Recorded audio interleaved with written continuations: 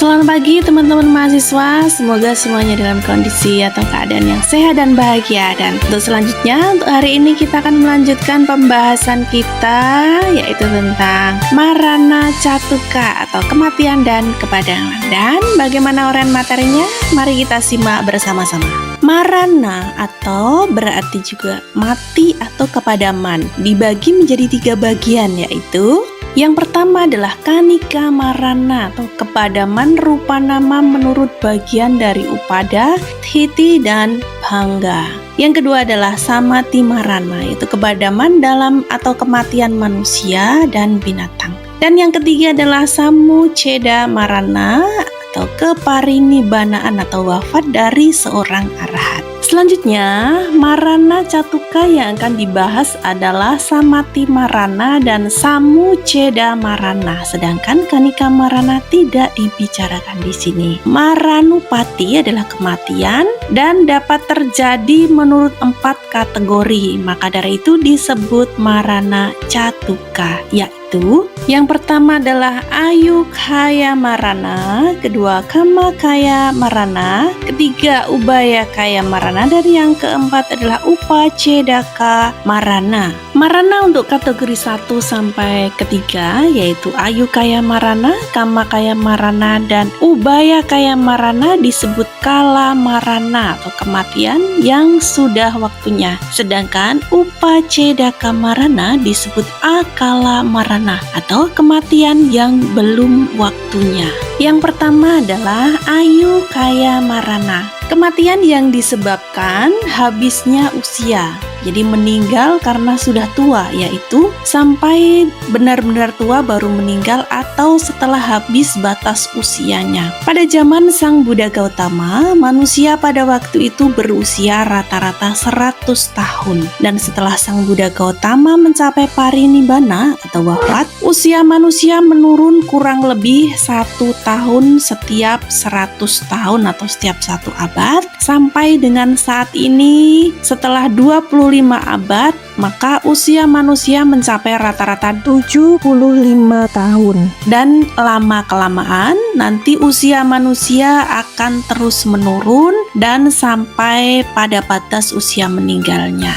Hal ini yang disebut dengan kematian disebabkan habisnya usia atau Ayukaya Marana. Kemudian Sang Buddha juga mengatakan bahwa kematian dari Putujana dan Seka Pugala itulah yang disebut dengan Ayukaya Marana atau kematian yang disebabkan habisnya usia. Yang kedua adalah Kamakaya Marana, kematian yang disebabkan habisnya karma. Maksudnya adalah orang yang meninggal pada usia muda, masih bayi atau masih kanak-kanak, masih bujang atau gadis yang belum sempat mencapai batas usia maksimal. Bisa juga orang yang meninggal itu benar-benar sudah tua, sudah melewati batas usia.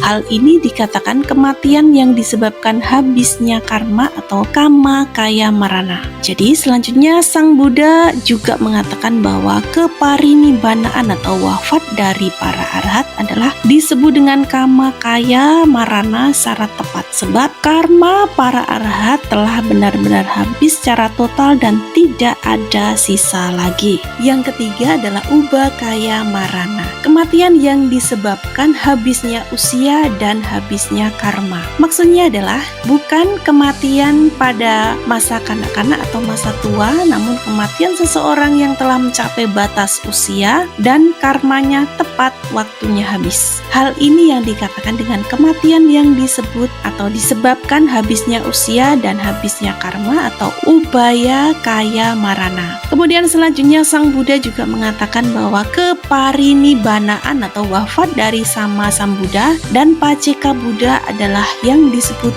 Ubayakaya Marana, sebab beliau harus diam atau hidup sampai habis usia dan karmanya habis tepat waktunya.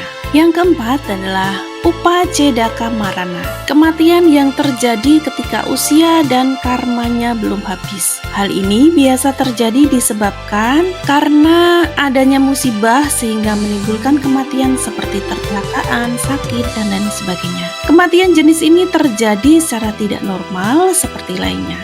Kematian inilah yang dikatakan dengan atau sebagai upacedaka marana. Dapat pula disebut akala marana atau kematian belum waktunya. Sebab bila tidak terkena musibah, kemungkinan tidak sampai mengalami kematian. Teman-teman mahasiswa, selanjutnya kita akan mengurai tentang objek makhluk yang akan meninggal. Jadi sebelum makhluk mengalami kematian dengan salah satu marana tersebut di atas, mereka akan mengalami apa yang disebut dengan marana sanya witi atau proses pikiran yang akan padam atau mati. Kemudian diuraikan juga bahwa makhluk asalnya Sata Brahma tidak mengalami marana sanyawiti atau proses pikiran, karena makhluk asalnya Sata atau asalnya Sata Brahma tidak memiliki cita atau nama, sehingga cita witi atau proses pikiran tidak dapat terjadi. Selanjutnya diuraikan bahwa seorang arahat juga tidak mengalami marana sanyawiti atau proses pikiran menjelang meninggal, karena seorang arahat tidak akan bertumimba lahir kembali. Kemudian marana sanyawiti yang pertama disebut dengan kama aramana. Kama aramana berarti objek karma, yaitu perbuatan baik atau perbuatan buruk yang dilakukan pada masa lampau. Bila sering memberikan dana, melaksanakan sila, mendengarkan dhamma atau melaksanakan meditasi dan perbuatan baik atau kusala lainnya, maka sewaktu akan meninggal dunia, perbuatan baik yang telah dilakukan itu akan terkenang, dan demikian juga sebaliknya dengan perbuatan buruk atau akusala yang dilakukan, maka ketika akan meninggal akan terkenang. Kama ramana ini muncul hanya melalui manodwara saja, tidak muncul melalui pancadwara, karena kama ramana muncul ketika terjadi proses terkenangnya perbuatan yang lalu atau atita aramana. Kama yang lalu di sini adalah yang sering dilakukan diri sendiri sehingga menjadi suatu pemikiran. Yang kedua adalah kama nimitta aramana. Kama nimitta aramana berarti objek bayangan karma, atau yaitu alat-alat atau objek-objek yang dipakai baik kusala kama maupun karma buruk atau akusala kama. Jadi, bila seseorang akan meninggal, dia akan dapat melihat perbuatan baik yang telah dilakukan, misalnya melihat wihara, melihat arca Buddha, dan lain sebagainya. Demikian juga dengan objek perbuatan jahat seperti melihat pedang, senjata, dan selain sebagainya akan terlihat sewaktu akan meninggal dunia.